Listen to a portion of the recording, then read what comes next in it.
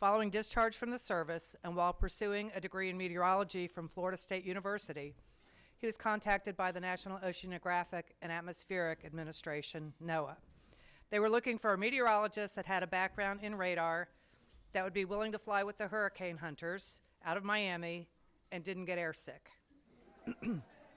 And the rest of Jack's career, as they say, is history. Jack's resume includes performing hurricane and severe storm research all over the world, including clear air turbulence research over the Alps and tornado research in Oklahoma and Alabama. However, the bulk of Jack's career has been spent as a flight director and project manager on the NOAA P-3 Orion prop aircraft and Gulfstream high-altitude jet, the Hurricane Hunters. 43 hurricane seasons later, Jack claims the record for the most hurricane eyewall penetrations at 704. Jack has also been selected to receive the 2025 Richard H. Hagemeyer Award, presented to a recognized leader who has made substantial long-term contributions to the U.S. Tropical Cyclone Program. Jack's discussion today will cover the history of hurricane hunting beginning in 1943. He will discuss the many technical advances that have been made in aircraft design, forecasting models, and data collection devices and techniques. Finally, Jack will highlight how the current research conducted is informing storm awareness to the most vulnerable populations, especially in the Southeast United States. Without further delay, Jack Parrish.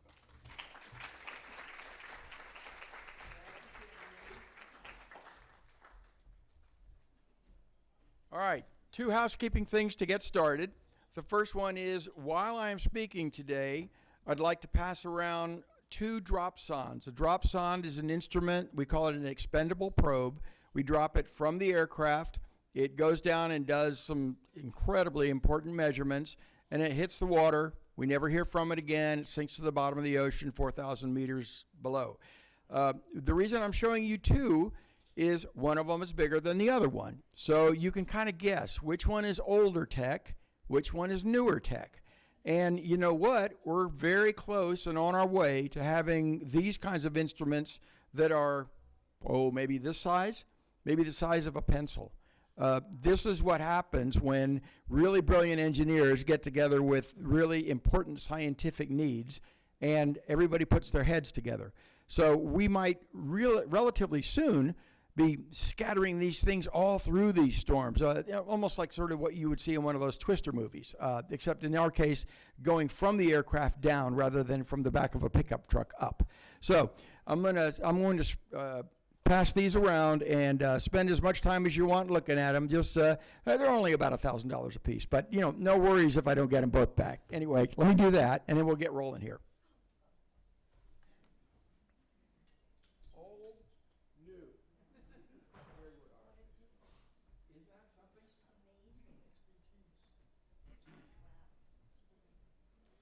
And then our next test is whether I can either use the microphone or use this, which is going to advance the slides and I think point out things. And so with luck, I won't spend my entire talk staring at the slides, but actually get a chance to speak with you. I'll try to keep the talk to roughly a half hour, and I have no obligations this afternoon, so I'm willing to hang out and listen to your questions and answer them as best I can. But I guess we might as well get rolling. Growing up in Merritt Island, among other places, as my father pursued the rocket industry, he started in Jacksonville, but we ended up in Huntsville, Alabama for 3 years while engine development was going on, and then we ended up in Merritt Island a little bit after the Alan Shepard days, but way before the Apollo program. So going to Merritt Island High School, every time there'd be a Saturn V launch, the whole high school let out, and we all went out in the field and we watched the Saturn V launch. Very, very exciting days.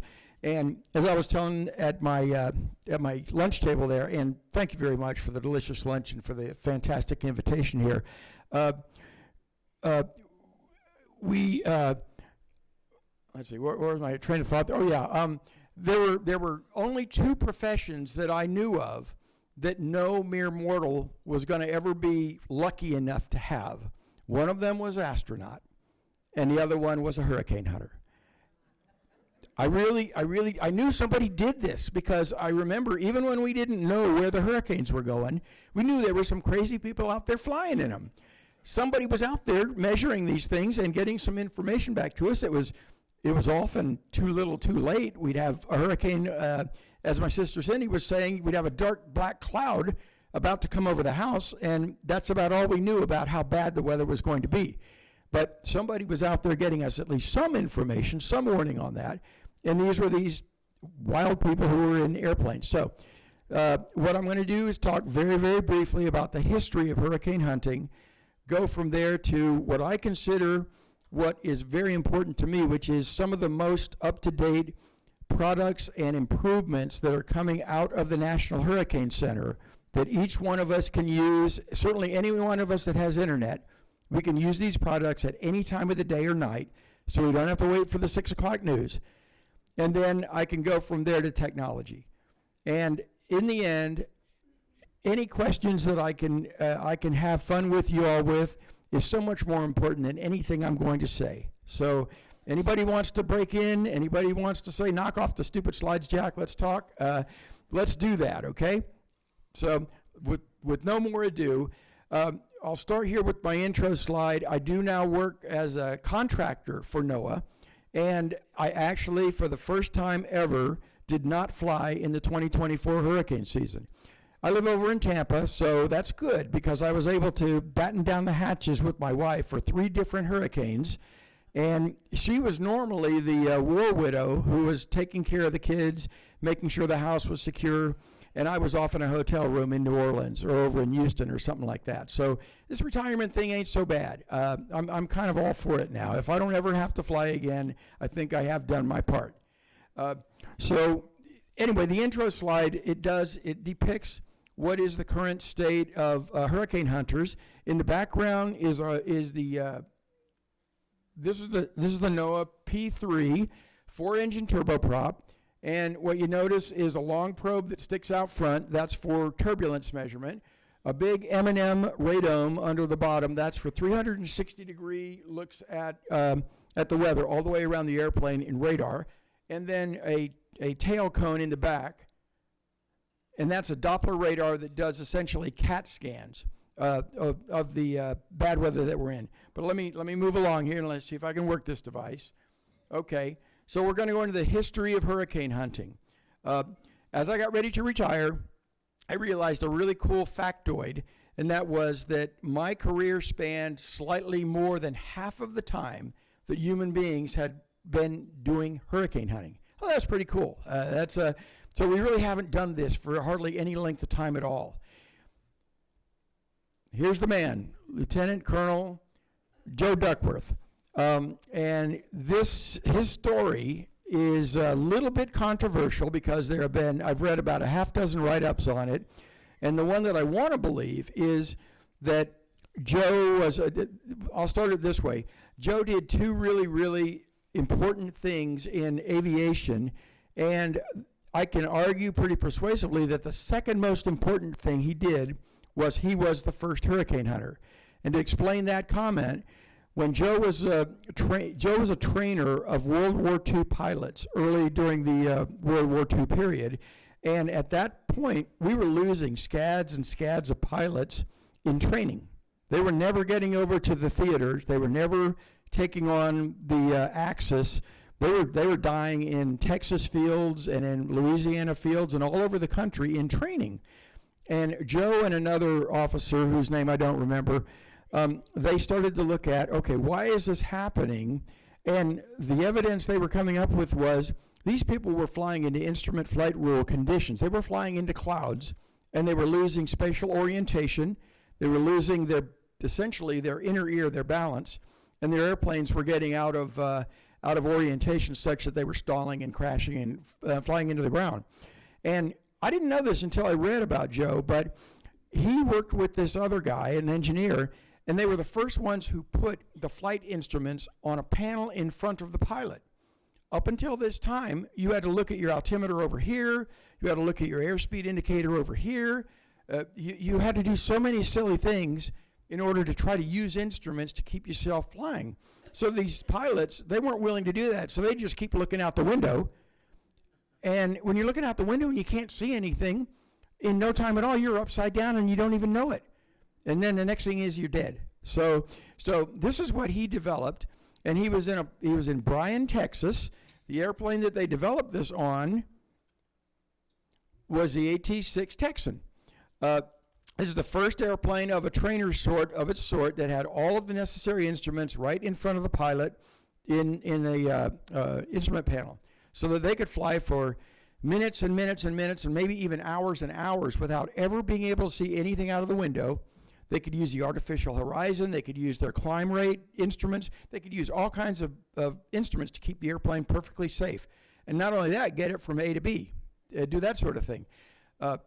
So this was super, super important, and it's important on every airplane you get on today, that the people flying the airplane are able to do this in places where you don't have perfectly nice conditions like we have out there today.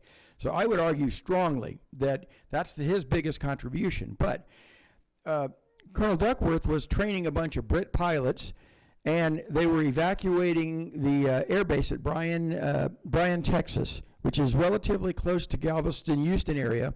And there was the word that a hurricane was about to make landfall near Galveston, and the Brits were harassing Joe that, why are you guys evacuating airplanes? We fly in crappy weather in Britain all the time. And so he took just so much ribbing, and he finally put a drink bet on it that, okay, I'm going to go take one of these Texans, and I'm going to go fly right into the middle of that hurricane. It was a Cat 2, almost getting to be a Category 3 hurricane.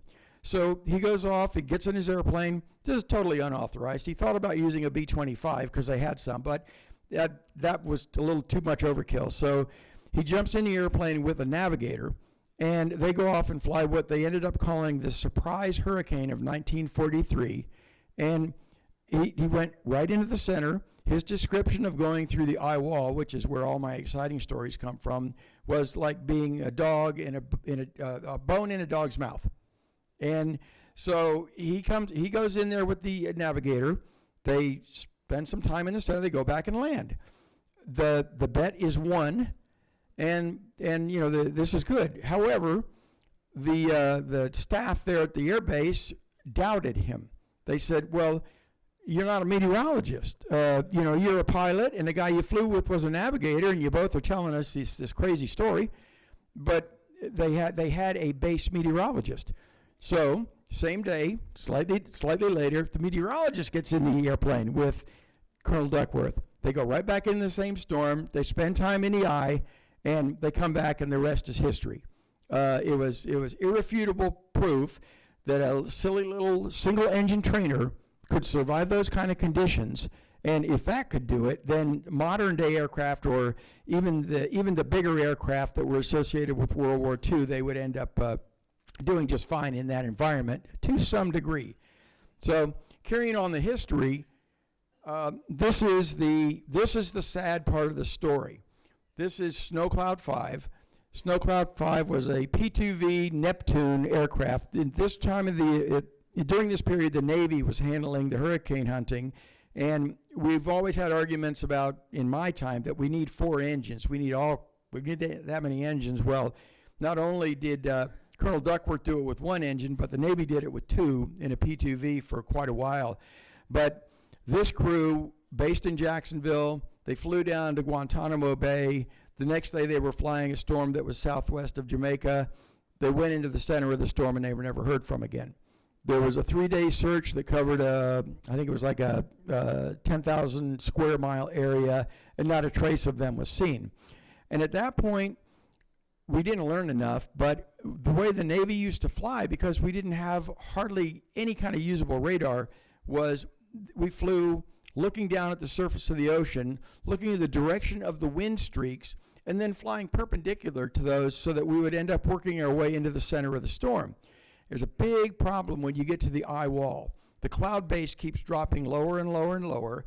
So you follow the cloud base, you keep dropping lower and lower and lower.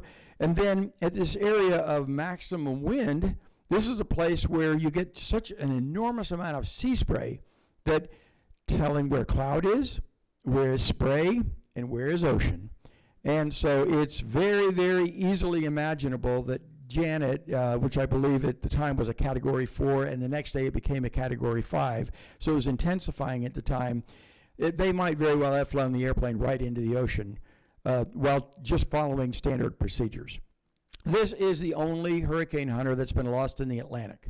So we've had a pretty good record, and honestly, when I started to think about being a hurricane hunter, I did my research and tried to figure out how many of these guys get wiped out every year or something like that, and I found out that it just doesn't happen. It's incredibly safe for being such an adventure out there. And then this, just to give just one more, the exciting stories are all part of the history. By this time, the Navy was flying the Super Connie, the Super Constellation, 4 engines, radars. They were still flying the storms visually, so they still kept the typical penetration altitude was about 1,000 feet, and they would follow the cloud base, so they would get a lot lower before they actually got into the center. And for Snow Cloud 1, you used to have wingtip fuel tanks on this airplane. But during their particular, I think it was they only went in once and they came out once because they had such an incredibly bad time in there that it broke off both of the wing tanks on the wings in the turbulence. And you can't tell that well from the photo, but the tail section of the airplane is twisted about 10 degrees out of normal.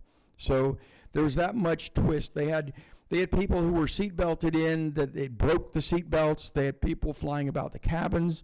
This particular airplane brought about a half dozen casualties back out of a crew of 12. But again, in my experience, we've had some really, really bad trips, but nobody ever broke seat belts. No seats ever came loose, any of that sort of thing. So the military and Navy themselves carried on the hurricane hunting until the mid-'60s, at which point some combination of the Air Force and NOAA, I'm sorry, it was about 1970 that the Navy got out of the business. The Air Force picked it up. Very early in their time, they started to use the C-130 aircraft, and those are fabulous, fabulous aircraft for this kind of work. Arguably better than our P-3s in one way and not in another. So basically both the P-3 Navy Sub Hunter and the C-130 aircraft are ideal hurricane hunters. They're ideal because they actually fly about half the speed of a commercial jet, as well as our G4 aircraft. And when you want to tackle really, really bad turbulence, you don't want to go twice as fast. You want to go half as fast. Means that the turbulence has a certain size, and if you go through it at half the speed, everything kind of is a little more gentled out. You're not getting such violent up and down. It's almost more like the smoothness of a roller coaster. And early in this stuff, the pilots were trying to figure out how is it that we keep bringing airplanes back that are bent, and we have to put them in mothballs and get another airplane. And they figured out that our instructions were to stay at a certain altitude, but this is causing broken airplanes. And so what they ended up figuring out was, okay, there's really only 2 important things that we have to do: attitude and airspeed. Keep the wings level, and then we're going to have enormous departures of airspeed. If the airplane goes too fast, you stress the airplane. If the airplane goes too slow, you stall the airplane. You don't want to do either one of those things. So instead, what you do is you use a lot of power on, power off as you're going through this stuff. And then the other thing is you don't give a care where the airplane is going up and down. Let it be the roller coaster. Let it go up and down. As long as it's going up and down with wings level, you're doing exactly the right thing. And it was a huge discovery to not break any more airplanes, and to, the people are secondary. They could be uncomfortable back there, but we learned a lot about that. That's sort of the history of it up until the current, and what we're using is P-3s, and what the Air Force is using is C-130s, and we will soon be on to C-130s in the NOAA fleet because they're not making P-3s anymore. We're going to wear out our current fleet of P-3s in about 2035, and we acquired them back in the late 70s, so that's sort of that. Now we're on to some stuff that is very important to every one of you. We've all learned this over the last couple of decades, even here in the Orlando area, that we always used to think of hurricanes as only a problem on the coast. And the reason we thought that was we were killing so many people on the coast. The Great Storm of 1900 killed more than 10,000 people in the Galveston area. Definitely more than 1,000 people died in Camille in 1969, past Christian. These people all died because they stayed, and the storm surge came in. And when the water level at the beach over there is now 20 feet deeper, and you're still in your house, you're going to your second story, and then you're going up on your roof, and then you're floating away. And people couldn't survive in that. But we're also finding out that, and I think the really graphic example of this last year was what happened up in North Carolina with Helene. That these things are, such bad things are happening so far inland. And I'm a little surprised because I saw this happen in Hurricane Hugo when it crashed Charleston, and there was nothing whatsoever unusual about that. Hugo was a Cat 4. I was the last plane in it going into Charleston. It trashed Charleston. But the thing is, it went up and trashed Charlotte. And we all know that Charlotte's a long way from the beach.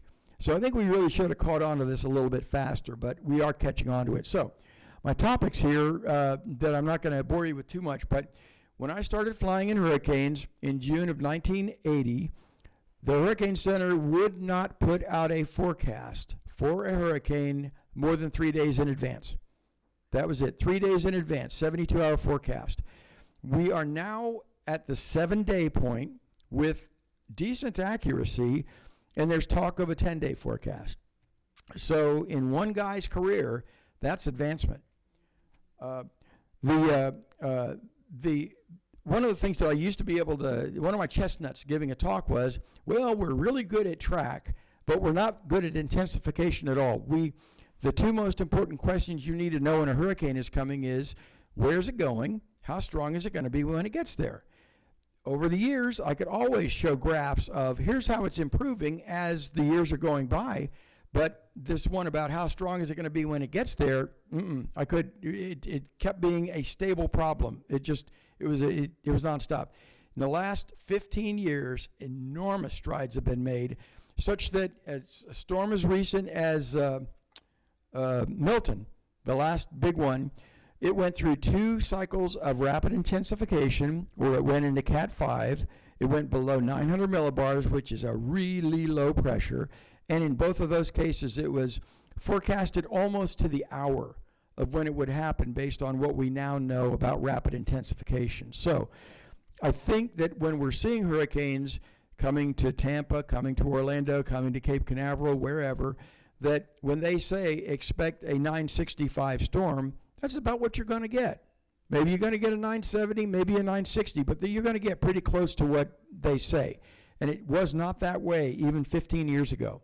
So this is a really big deal as far as, heck, we all want to know how strong it's going to be. Do we split for Chicago, or do we just hunker down a little bit and do without power for 8 hours or 12 hours? The potential tropical cyclone, I'll probably forward this a little bit, but this is where you think about how much geographic area a forecast for the cone can cover.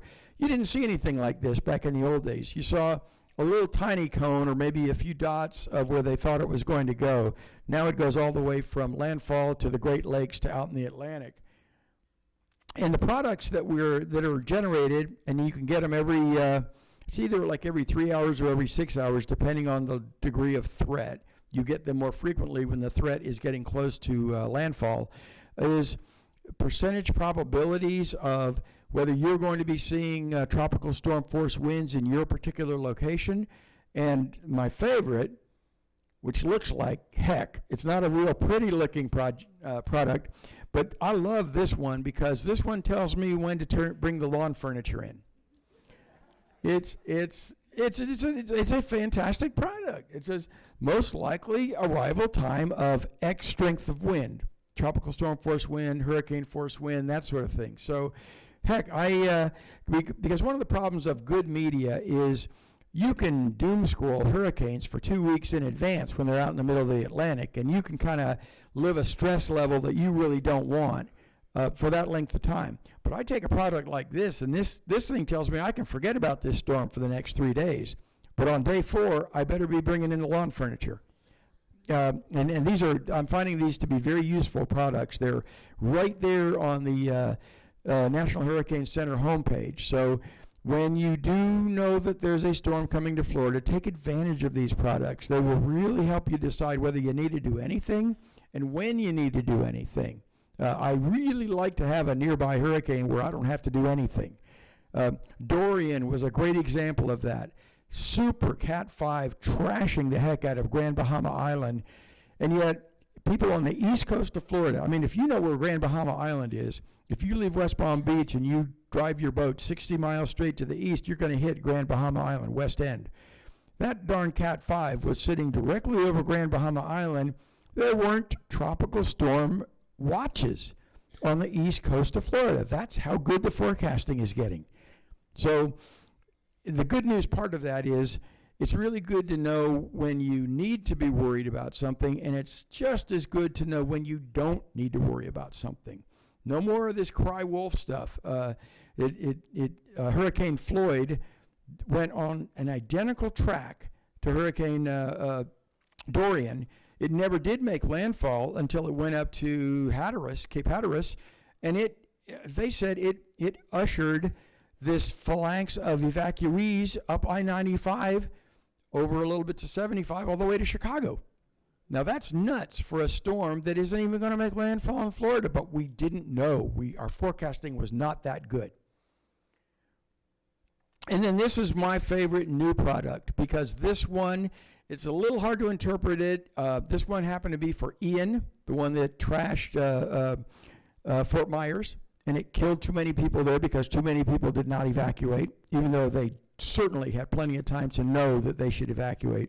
If you go to Fort Myers, there's all these really big, super strong-looking hotels. You go one block inland, there's a bunch of single wides.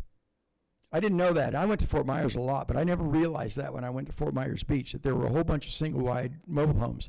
And so when this storm was heading that way, they had enough warning, but there is X numbers of people that for one reason or another, and I'm not blaming them, that might be the only place they have to be.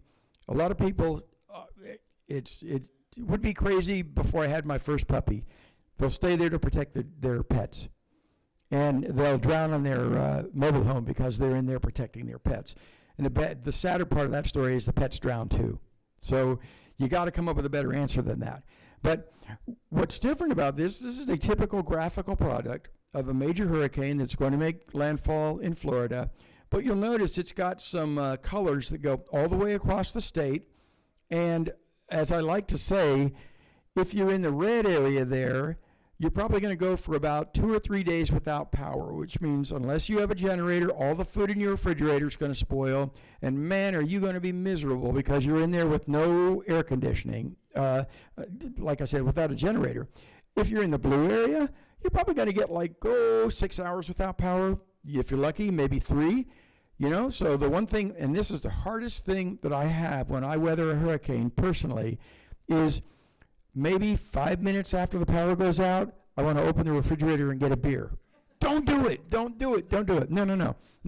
You have a rule that before the power goes out, you ice chest with the beer, okay? And then you don't ever open the refrigerator. Don't ever open the freezer. Nuh-uh. And there's a decent chance with a short enough power outage that everything's going to be saved. So, and this took me a while because I was flying in airplanes when they were hurricanes. I didn't understand this thing you did on the ground. But that's my new rule number 1, because I live at 25 feet elevation, well inland, with a hip roof. I'm not going to evacuate from anything, but I won't open the refrigerator either. So this is just sort of a short list of some of the things that the Hurricane Center is doing. Now, this particular hurricane, because the storm was going to weaken a great deal before it got up in the Carolinas, you're not seeing any kind of a threat up there. But these products for a storm like Helene were indicating severe inland flooding, but even then they were way understated.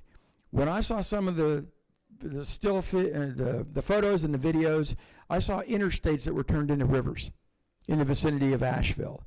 This is something we have to get our hands around because we're killing people states and states inland from where the hurricane is making landfall. And so anytime that we think, well, hey, we've done it, we've come a long way, we need our young meteorologist here to start working on this problem And because that's outside of my watch. I was always a coastal focused guy. But these really, really bad things are happening inland because we sort of handed off the hurricane to another weather service office and say, okay, now it's your problem. We got it this far. You take care of it. And it wasn't a seamless handoff. So there's not only the science part of it, but there's also the communication part of it. The people in Asheville did not get enough warning of what was going to happen when Helene made landfall. So there are stories like this to this very day where we have to eat a lot of humble pie. We don't have it all figured out yet. And then we'll just talk a little technology here. And this is just kind of the fun part. But again, this is, I'll let my sister or anyone else tell me when just to stop talking and take questions. But they had a little history. You had a little bit of information about new products. And the Hurricane Center is always putting out new products. So if you think you saw it last year and, okay, I know what they do, check it again the upcoming hurricane season. They'll have a couple of new ones in. They'll normally have them indicated as experimental, because they'll run them through like a 5-year test period. If they're not giving you any help, they're going to chuck them. They're going to get rid of them. They're going to move on to the next thing that does work. And that's one of my great discoveries in my career was I flew with loads and loads of experimental instruments that were sometimes not working very well, sometimes were reliable in one case but not in another. And you'd have a really dedicated scientist associated with that instrument, and those people were believers. They would keep going back to the well, keep going back, keep making some changes, change the software, tweak it a little bit, bring in a new engineer who was smarter, and the next thing you know, we'd have an instrument that was working so well that, number one, the Hurricane Center would adopt data from it to be used in the forecast. Number two, the modeling center would adopt it, so then it would go into the forecast models that would go out up to 7, 8, 9, 10 days, and that the general public would start to accept it as this is a good result. So it was halfway through my career in 1996 that we acquired the NOAA G4. This was our new technology at the time, and the reason I passed the dropsonde around is we were doing experiments with dropsondes that weren't terribly reliable, but we were dropping them from the P3s. P3 absolute highest altitude when we're full of fuel is about 18,000 feet. When we're almost empty and need to go land pretty soon, about 24,000 feet. The dropsonde data was giving us all this really great information once they became reliable, but the problem was we were only still getting the lower half of the troposphere. Troposphere is the lowest layer of atmosphere, and it's the layer in which weather happens. So we were getting such encouraging results while only measuring the low half of the troposphere that Congress was nice enough to approve funding for this beautiful jet. This jet takes off and it goes like a rocket, and it's a really cool thing to be on when it happens, and it goes immediately to 41,000 feet, which is very close to the top of the troposphere, at least in a tropical atmosphere. And while we burn off gas, we only really had a range. We went from 41 to 45,000 feet by the time we were flying. But we were capturing the entire troposphere, and we were dropping scads and scads of these dropsondes, the ones that I passed around, giving a general overall three-dimensional view of the troposphere. Very important in terms of the forecast, because what is going on with the different layers of the atmosphere? Is there anything to cause the storm to weaken? Is there anything to shear the storm? Or just as important, is there nothing up there to weaken the storm? Is it a perfect environment in which for a storm to be just an absolute rapid developer, hit records and that sort of thing? This is just one example of a storm from quite a while ago. It was Ivan in this case. But in just a day and a half period, wherever you see one of those little stars, that's where one of those instruments was dropped as we went around the storm, profiling the atmosphere. It's important to get a snapshot, what they call a synoptic look at the environment around the storm, but that changes. So every 12 hours, you got to launch the airplane again with another crew. And so we would get into this shift where we would go like 5, 6, 7 days in a row of being on the same shift. And when you're launching at 1:30 in the morning, that is not a really fun shift. But this is the kind of coverage we would give an important storm like that to help hone in the forecast. And this is a really good example way back in the Katrina days, but everybody remembers Katrina. And the reddish line to the left was if you didn't use the dropson data from the airplanes, this is where the forecast ended up putting Katrina ashore. If you did use the dropsons, it's the green line, and the black line is the National Hurricane Center, what they call the official track. So that's the kind of profound difference that we could get in terms of track forecasting. It also helps in the intensity because it tells you how clean is the atmosphere to allow for the secondary circulation, which is the in, up, and out. That's called the secondary circulation in a hurricane. The primary is the one that goes around counterclockwise. If you can tilt over the secondary circulation, you can weaken the storm, and that's normally caused by shear. And then here's my old favorite airplane because it is so much fun to fly in, the P-3, beautiful shot of it. And you can see very clearly the big M&M radar. Actually, after we took off, that radome would drop down about a meter, and that would allow the radar beam inside to not bounce off the bottom of the airplane. So you would get a really clean picture of the weather, 360 degrees around the airplane, 250-mile range. So great instrument for getting the big picture. It's still just a horizontal scanner, so you don't get 3 dimensions. But when you take the vertical scans from the tail Doppler radar, then you do get 3 dimensions when you put them together, and then a Doppler radar gives you winds as well. Yes?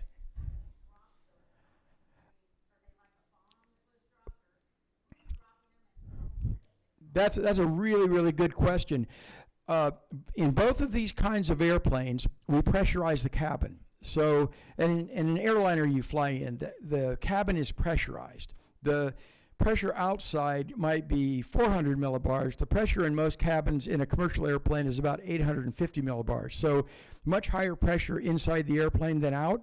So really all we had to do was put them into a tube and then momentarily open a gate valve underneath the instrument, and the pressure from inside the airplane would shoot it out that way. Now, I will show you a probe near the end of the talk that we have to use an explosive charge to get it out of the airplane because it's a bigger probe, and if you trust just pressurization to do it, the probe will either get part way out and get stuck, and then we use a very highly technical instrument called a broom handle, and sometimes when they would forget to open the gate valve right and one of these dropsons would crush itself, we would use an adapted broom handle with duct tape to swab out the probe inlet, and then we go back about our business again. But so for the dropsons themselves, they do it with just cabin pressure, and that makes it really nice. We don't have to worry about explosives, gunpowder, any of that sort of thing. But yes, sir.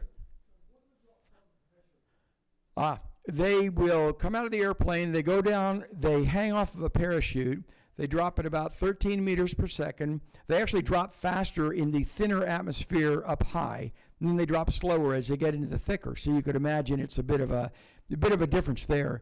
And they measure pressure, temperature, and humidity from inside the dropson, and then the actual sideways part of their motion is measured with GPS to give you wind direction and wind speed. We get the PTH, the pressure, temperature, and humidity 4 times a second. We get the winds 2 times a second. And these instruments are constantly transmitting this information right up to the airplane. And then we QC the data in real time in the airplane. We recode it into what's called the WMO, World Meteorological Organization message format. And then we send that off the airplane to the National Modeling Center. They get the data, and we would fly the airplanes. When I talked about that 1:30 in the morning launch, that was so we could get a lion's share of these dropsons launched and the data into the NMC just in time for the next model run. So it would be the most up-to-date synoptic information for that next model run. There are 4 big model runs a day, and we would optimize the flight so for the 2 most important ones of those, the 0Z and the 12Z, they would be chock full of dropson data. Yes, ma'am. We got the first one in 1976, the second one in 1977, and it was the first time that aircraft were acquired solely for the purpose of atmospheric research. Before then, we used to get old commercial airplanes or especially old military airplanes and adapt them for the mission. This time we were able to take a brand new airplane from Lockheed and scientifically equip it for the job. The P-3s, they're still flying today. Oh, really? What's your son's name? Larry Dixon. Oh, very good, very good. Yeah, I mean, about the same length of time that we were flying the P-3s, the Air Force is flying the C-130s, and they have a fleet of 10 of those, and they're flying over at Keesler Air Force Base in Biloxi, Mississippi. So, there we go, the competition, the Air Force. But it's a beautiful airplane. It is so much fun to actually go into the Hurricane. Yes, sir.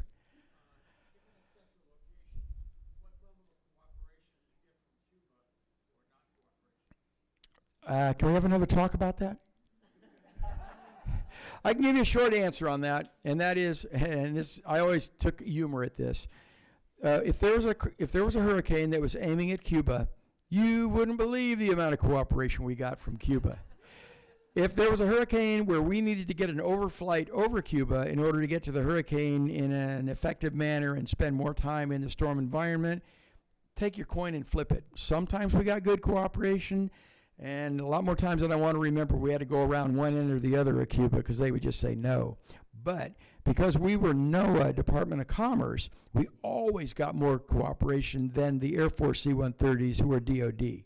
So this is good. This is a good news part of the story because they'd keep those guys like 50 miles offshore. They'd let us fly right up to their beach. So when a storm was crossing Cuba or was hugging the coast, we could tuck up in real tight and get the important information, whereas the Air Force planes, they were just spinning their props out there. Yes, sir.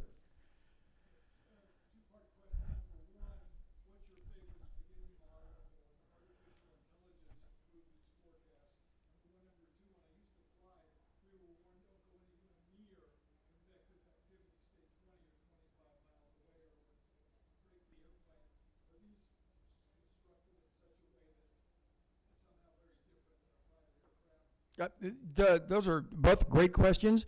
And if it's Monday, it's the GFS model. If it's Tuesday, it's the Euro. I have not ever really quite figured out why they don't give identical results. There are definitely different physics in them. And about the time you're ready to hang your hat on any one of them, you're going to get kicked in the rear end because it's going to fail. And there are going to be reasons for that.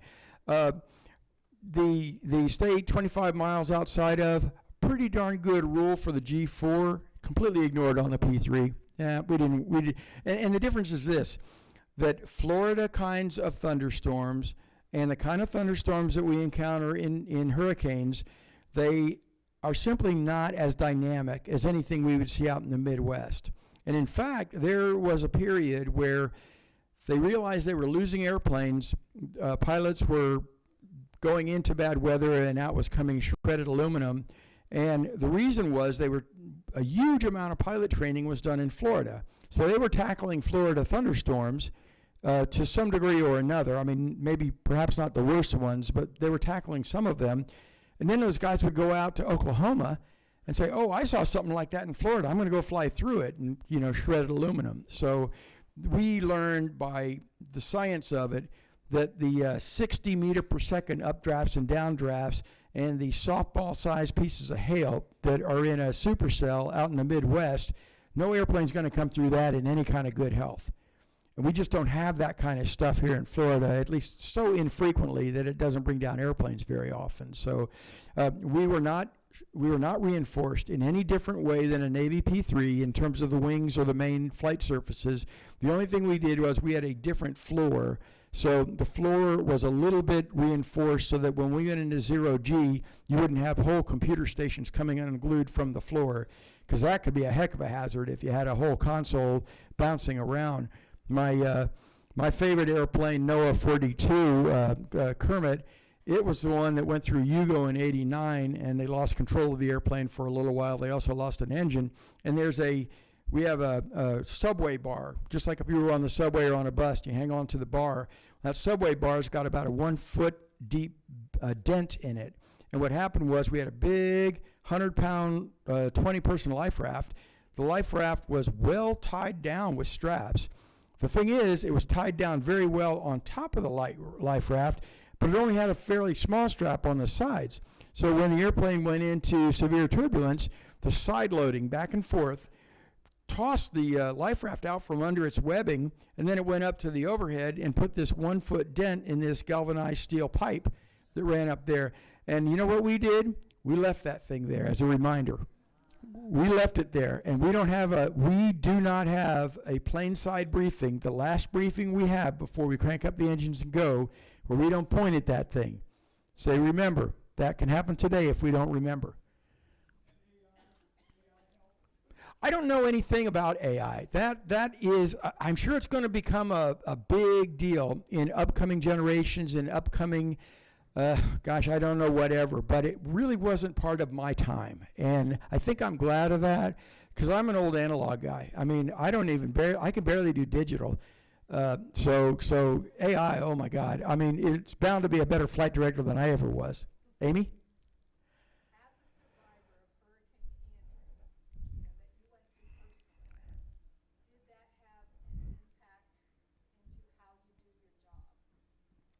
Andrew, famous case.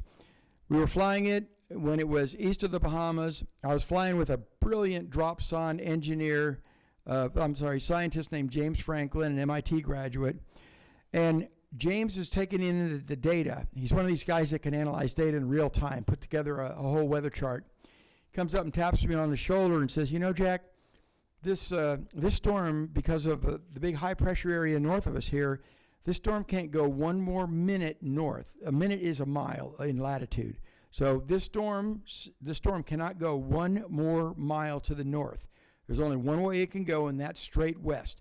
So I take my pencil and my chart, and I draw it over, and there it goes right over my house in Cutler Ridge in Miami. And we're flying in a rapidly intensifying hurricane. So that was sort of a gird your loins, Jack, okay. And then in my own sort of cavalier way of, okay, I fly, Janine, you take care of the house, you take care of the kids, I'm going to keep flying the storm. And then a day before Andrew made landfall, they suddenly decided, okay, Noah, you're done. We're going to evacuate the airplanes. We don't need you to evacuate. We're going to have a science mission, so you're on the ground. So I had hurricane shutters. And so it was like, okay, well, now I sort of changed my mode of operations. And so I put up my my shutters. So it was about 5 in the morning. I got a couple hours of sleep after the flight. About 5 in the morning, I started putting up my galvanized metal hurricane shutters. And in about 20 minutes, the neighborhood went absolutely nuts. Cars start cranking up. The lights are coming on in houses and all this sort of thing. I'm like, what's with this place? I mean, nobody gets up this early in the morning, but I had to do it just in case I might have to fly or whatever. And everybody in the neighborhood said, well, Jack, we were just watching your house. You're a hurricane hunter. If you're not doing anything to your house, then we know things are going to be okay. And so then they see me start to put up my shutters, and we have pandemonium. So, and then I'm still enough of a weather geek. You're a weather geek. We weather geeks really kind of like to experience weather. It's crazy because what you have to put up with in terms of cleaning up your house or getting it repaired, there is no good news part of that story. But we weather geeks do like to witness it. And so I knew the storm was coming. I knew how scary it was going to be. And yet I really didn't have an evacuation plan. I just had this very arbitrary plan, which was my old buddy Phil Bogert, who was also a flight director. He lived 100 blocks, not 100 miles, 100 blocks north of where my home was in Miami, in Cutler Ridge. And Phil had been in a Category 5 hurricane, or rather typhoon, in Guam when he was raising his kids when he was in the Navy. So it's like, well, I've always heard of these stories of people jumping in the bathtub and pulling a mattress over their head. Phil will know when to do that. I've never been through this experience. So we just very arbitrarily went up to his house. And the structure of Andrew was so tight around the eye wall that while the house 100 miles south where no one was in, it got hit by the absolute worst part of a Cat 5 storm, and it really trashed the house. I mean, it was bad.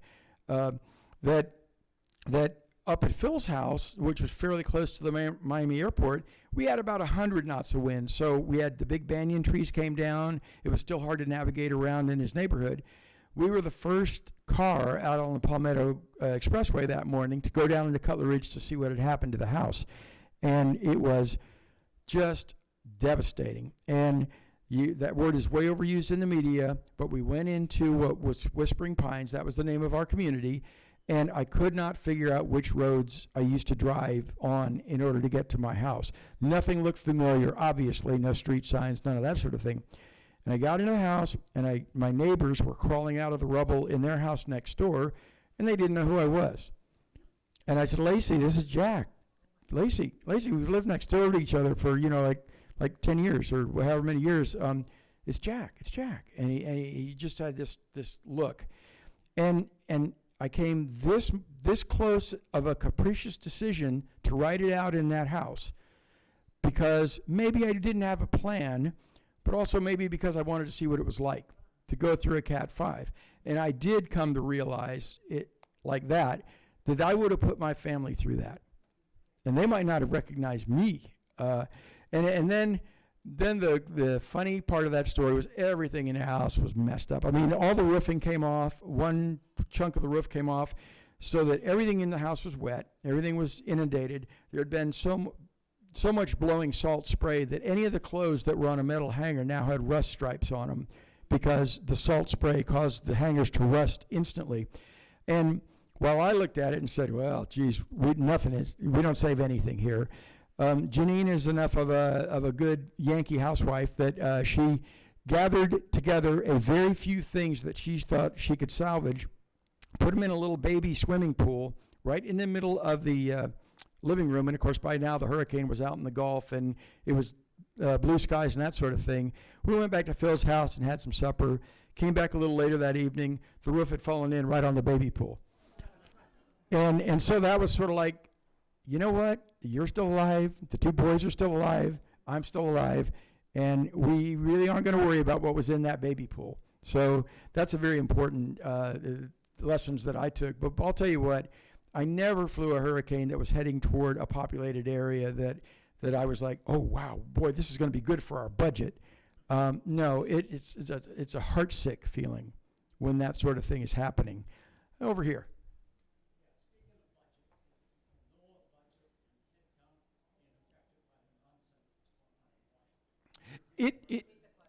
The question was, is the current NOAA budget being affected by, did you use the word nonsense?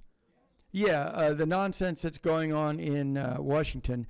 I'm not in a direct pipeline to a lot of my old colleagues. However, if I heard correctly, just this morning, 3 of our 8 flight directors were fired yesterday afternoon. So if something isn't done about this, I don't know what the airplane hurricane coverage is going to be like from NOAA next tornado season, next hurricane season, and all the other science projects we do. So the answer is absolutely yes.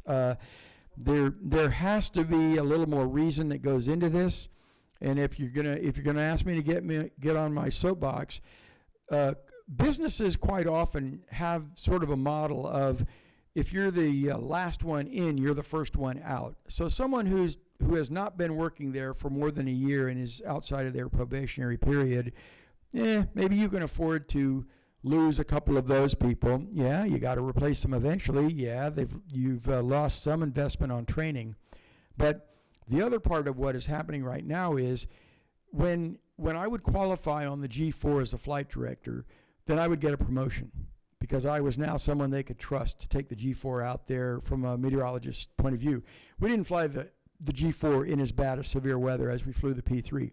So then when I got qualified as a full-scale P3 flight director, but not in hurricanes and severe weather, I would get another promotion.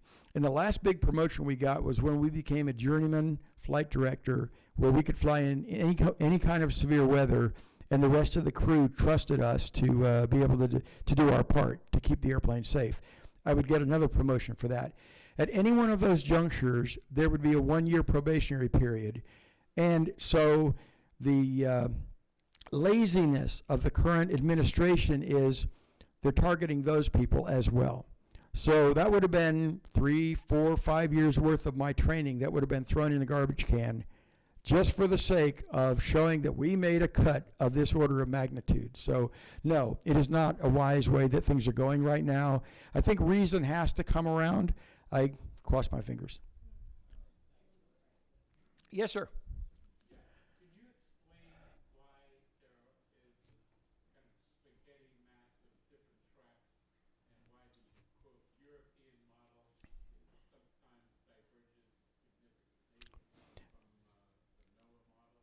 I can help you with the first one, and I might not be as good in the second. The reason the spaghetti models go, either they stay really clustered tightly together, they go apart like a hydra, or a, whatever you want to call it, a sprinkler or something, or sometimes they even do a binomial kind of thing where there's like 2 favored areas, with a whole bunch of solutions here and a whole bunch of solutions here, but maybe not so many in the middle. The way you do a spaghetti model is the simplest way you do it is you initialize it at, for lack of a better term, every initialization is 1 mile different geographically than all of them around it. So what happens in the atmosphere is that sensitive, that if you move a bunch of these initial positions around and you use a bunch of them, then pretty soon one of your initializations is maybe 15 miles away from this other one. And the physics that are acting on a storm of such and such a size from that kind of geographic difference is going to have a little bit of a difference of steering. So you're going to start to have a different solution of the same storm, but put in a slightly different place. Now you can do it a little bit different way. You can say, I'm gonna run this one with a intensification factor of X, which means in 48 hours, it's going to go from a Cat 1 to a Cat 4. But in this case, it's going to go from a Cat 1 to a Cat 2. The way that the various layers of the troposphere act on a weaker versus a stronger storm is also going to cause a difference in which way it goes. They often talk about that if a storm stays weak enough, it'll stay with the prevailing easterlies, and your solution will end up being more to the west. Whereas if your storm grows sooner and it starts to feel a trough dipping down over Florida, something like that, that storm is going to get turned sooner more to the north. And they will run those spaghetti models with all of those possibilities, but when they hand that hydro-looking thing to a forecaster, they'll say, here are the, here's how we parameterized it. So we do think that it's going to grow to a Cat 4 in the next 48 hours. So that means we think that if you're going to trust the right turning solution versus the left, then you're probably going to make a better forecast. Now, when I started in the business, my first storm was Hurricane Allen in early August of 1980. Hurricane Allen went like a beeline all the way from the Lesser Antilles, all the way between Cuba and Hispaniola, the Yucatan Peninsula, and then all the way to Brownsville, Texas. Went like you could almost lay a ruler, and it went on almost that straight of a course. And every single day that I flew Allen, the forecast was, it's going to turn north tomorrow. So when you went through these series of forecasts, it almost looked like a comb over or something. The way that it just had these curly-looking things like a cirrus cloud. That's how little we knew about what's going to make this storm turn or what isn't going to make it not turn. So thank goodness I didn't have to be in the forecasting business and have a lot of egg on my face. I could just go out there and fly it every day. But what was the second part of that? It had something to do with the difference between the...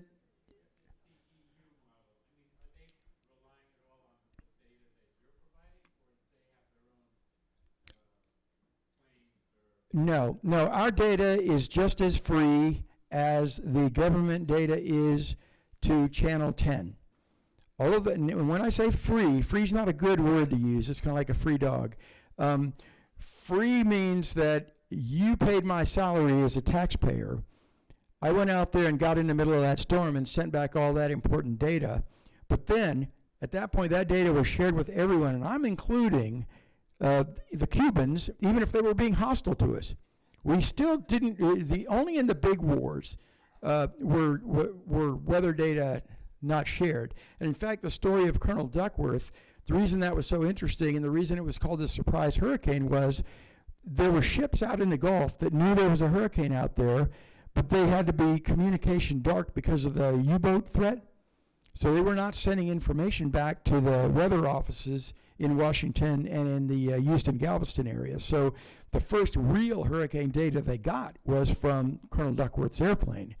And of course, that would have been secure data. We would not have given that to our adversaries. But ever since then, even in the Cold War years, there's never been any hiding of those data. What I will say is that the European model, the Europeans invested more money into more sophisticated mainframe, big roomfuls of computers, and so they actually have a bit more experience than we do as far as driving really, really big, sophisticated weather models. And then the other thing that I would only have to guess at is all of them have subtle differences in the physics. So at that point, they are not identical models. An identical model will give you an identical result. Cindy. I'm going to ask the question that's kind of the elephant in the room. What changes have you seen climatically in your years doing this job? You know, it's not my field to be a climatologist. It's not my field to be a global warming or any of those other particular buzz kind of terms. The interesting thing that there's an observatory in the Big Island of Hawaii, the Mauna Loa Observatory, and there's a place way up on top of that mountain where they have snow up there in Hawaii, and it's been recording CO2 ever since the 1880s. So it's got about 120 years worth of 140 years worth of data, and it's got a very, very steady increase in CO2 that has been attributed to a combination of increase of CO2 based on what people do and a decrease in oxygen production due to the thinning out of the rainforests.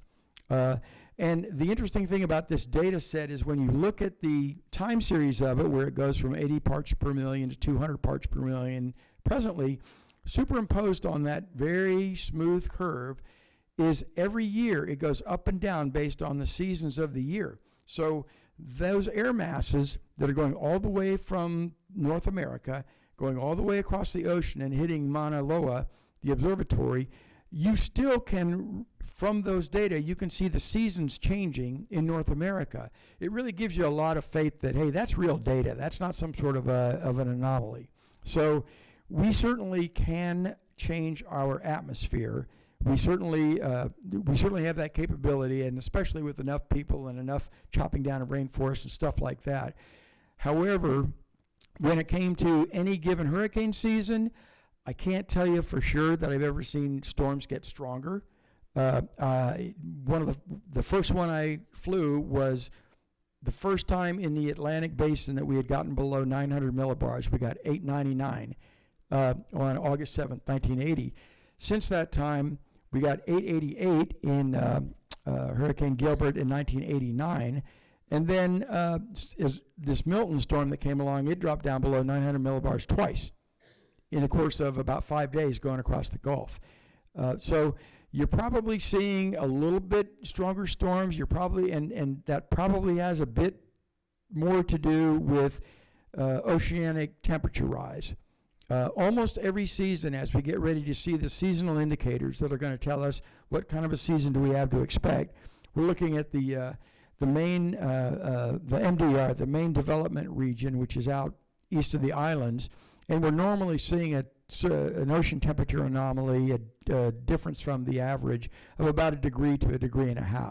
I almost never see a negative anomaly. It's almost always a positive anomaly, and so, you know, that's a curious factoid. But the thing that causes these rapid intensifiers, it's got to be a lot of different factors coming together. So you can have a lot of factors that would be positive toward bigger storms, more big storms. If those storms aren't in the right place, then they might not happen because they weren't in the right place, or if they were in the right place but they never hit land, they go out in the middle of the ocean, then we call them fish storms. And it wasn't a huge impact to people. That's called a very, very good year.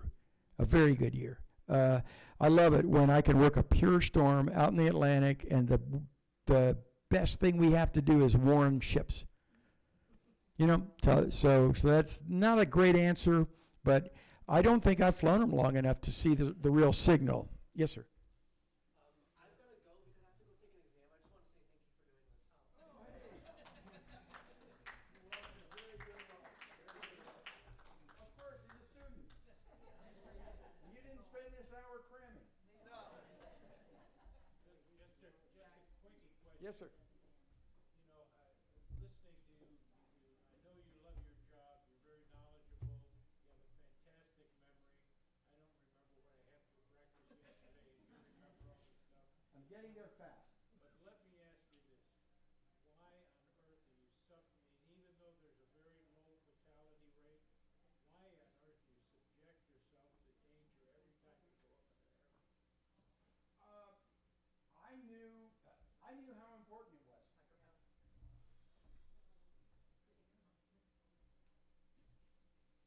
I knew how important the mission was. I mean, I really did. Early in my career, a few people tried to convince me that all we need is better satellites. That's all we need. And the cool thing about early in my career was I would go out sometimes at about 7 a.m. I'd be the first plane into the storm when we were getting daylight. And they would send me to a place. I'd be approaching the place they sent me, they being the Hurricane Center, and I'd be looking on radar, because that's what I do well, and I'd be looking off the left wing, and I'd see this little donut over there.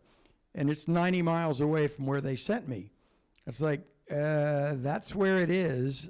I know where we're going, but that's where it is. And what would happen was the storm itself, with the circulation center of the storm, would sneak out from under the central dense overcast, the high cirrus clouds, during the night, and the satellites wouldn't be able to tell because they could only see the big, bright center of mass of the upper level clouds. So I learned pretty early in my career that, you know, you still better go where they send you. And then as soon as you get there, then use the winds and use the other information we had and go find the real center of the storm. And there would be a great deal of pandemonium at the Hurricane Center when I actually found the center of the storm. And then the forecast would make this big change as far as, you know, it's really going to go hit Pensacola rather than New Orleans or something like that, you know. And that could be in a storm that was in the northern Gulf. So it ended up being, the one thing I did not realize, because I'm such a dummard, is every time I went out there, it really did worry my wife.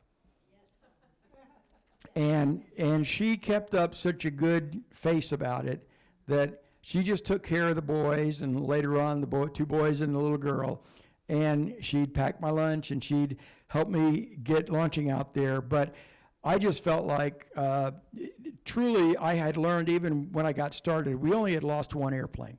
And gosh, I grew up with aviation, so we were losing airplanes. People, you know, the commercial airliners were crashing here, there, and in between. So I felt like it probably, in truth, wasn't much more dangerous than just getting on an airplane going anywhere. It certainly wasn't as pleasant. No. But there's a difference between being uncomfortable and being at hazard. But we did have enough scares that I learned the big difference between using a little more caution. If we could use just a little more caution. And so what we started to do, it was by the end of the 80s, was we started to lay it on our scientific people. You guys are having us fly into too strong a storms too low. And we are having multiple scares out there.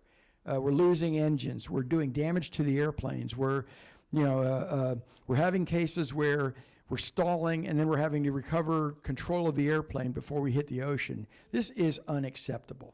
And one of the stories I kind of like to tell is that normally when I would go into a different project, like especially one of the projects that I would do in the Midwest, where we were flying around supercells, tornadoes, hailstorms, doing some of this stuff at night, where you didn't have the visuals, getting struck multiple times by lightning in this stuff. And I'd go into one of these planning meetings, and somebody would be, well, the data we've been getting at 3,000 feet is really good, so we want you at 300 feet for the next thing. And I had to be that guy in the room who said, you're trying to make your reputation on one flight or on one set of flights. And yeah, you're going to be a famous person if and when we pull this off and we're alive afterward. However, I have to work for somebody just like you in 3 months. And if everybody does this to me and everybody does this to our air crews, we are going to have one of those days where we don't come back. And so then it became very much a challenge of mine that how can we make this uncomfortable but not unsafe, and then still bring the information back. And so I really kind of dedicated about 2/3 of my career to that. Sir. When I was a boy growing up in Connecticut in the 50s and 60s, they were still talking about the hurricane of 38. Up in New England. Yeah. I mean, more than 3,000 people died in Connecticut. So it was the worst natural disaster we've ever had. You bet. But the point is that those storms are serious storms like that are extremely infrequent in our area until more recently. Like Sandy, for instance, but this was one of 3 in the last 15 years. My perception, and this is really what the question is, my perception is that the storms are getting more frequent, wetter, and more severe in the last 20 years. And I don't know. I always felt like, it was. Let me switch geography with you. It was 2004. Was that Charlie? Yeah, 2004 was not a year you want to live in Lake Wales, because you had Charlie and you had the 2 storms from the East Coast, Jean and Francis. And then if you were a little different, you were like my brother Dennis, you were over there in Pensacola and you got hit by Ivan. But at that particular year, it felt like, man, were we in the bullseye. And then this year, I'm over in Tampa. Tampa seemed to be living under a lucky star. Last big one we had was 1923. And along comes Debbie, a flooding storm. Next comes Helene, a storm surge storm. Oh, here comes Uncle Milton, a windstorm. They clobbered us every way imaginable. And, gosh, how many years have they been saying in the Tampa area, you're due 1. I was hoping they didn't say you're due 3, but we were. And we've now experienced that. And you know what? Our risk of being hit by 3 next year are exactly the same as they were this year. That's how statistics work.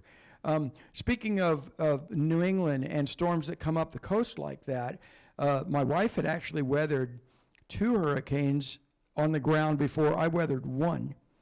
And that's not identically true, but you don't need the details. But she was living in northeast Connecticut, and she went through Gloria and Bob. And those were storms that I was out there flying, and I was flying them right off of Long Island and up off the Cape and that sort of thing. But again, those were storms that Gloria was a glorious Cat 5 when it was in the northeast Bahamas. When it came ashore in New York City, it was a glorious Cat 1, and it spread its winds all the way to Ireland. We could not fly far enough east to get below hurricane force winds, but the highest wind in there was 80 knots. So it's just this huge flat area of winds, and New York kind of shrugged their shoulders, and it was like, okay. So I kind of think that a lot of tropical cyclones have lost a lot of their typical kind of Hurricane Allen or Hurricane Katrina characteristics because they've gone up over cold water up in that area. And so New Englanders, who are damn tough stock, and they handle 8 blizzards every year, that they handle a Cat 1 like it didn't even happen. So it's got to be something as big as the 38 storm, got to be something as big as Sandy to really have an impact, and they are relatively infrequent. So I don't know the answer to your question. All I know is that New Englanders are tough.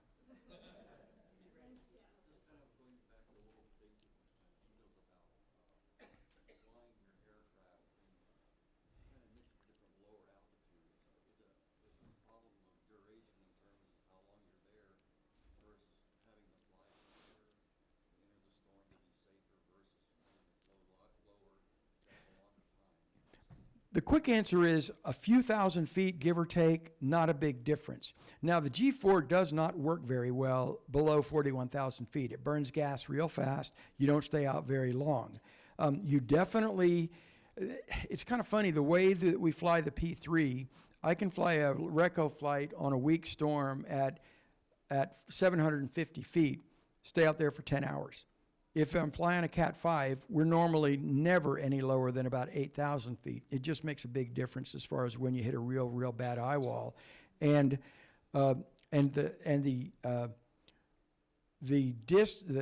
won't fly as many, we won't fly as many miles in the low flights as if we were at the 10,000 foot level, but we will stay out the same length of time.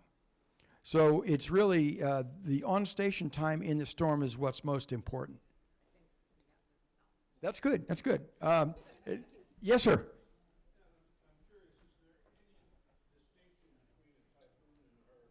The only distinction is where is it? Typhoons are on the other side of the date line, and cyclones are south of the equator over by Australia. So it's different terminology. Now, if you're flying them south of the equator, they're going to spin the other way around. So the way we would attack them would be, I'd have to tilt the nose of the airplane the opposite direction. It would be quite confusing for me to give it a try. But yeah, typhoons have historically been able to get about 10 millibars stronger than your typical Atlantic hurricane. So they are a little stronger because there's a much bigger water basin for them to get bigger and stronger and that sort of thing. There are places out there having to do with El Nino where there's even warmer water than we get here in the Atlantic. So those are the subtle differences that make them ever so slightly stronger. And when I talk about the safety of this and the fact that we've only lost one airplane, the truth of it is it's been a total of 6, and 5 of them have been lost out there in typhoon country.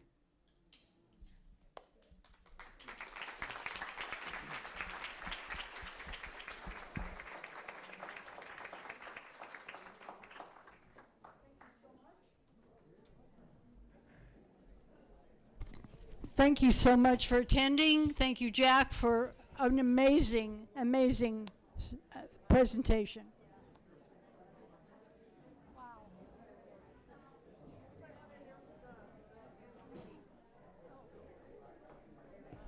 One other announcement, next Friday is the annual meeting for all members. It'll be at 2 o'clock in the afternoon. Next Friday is the annual meeting for all club members.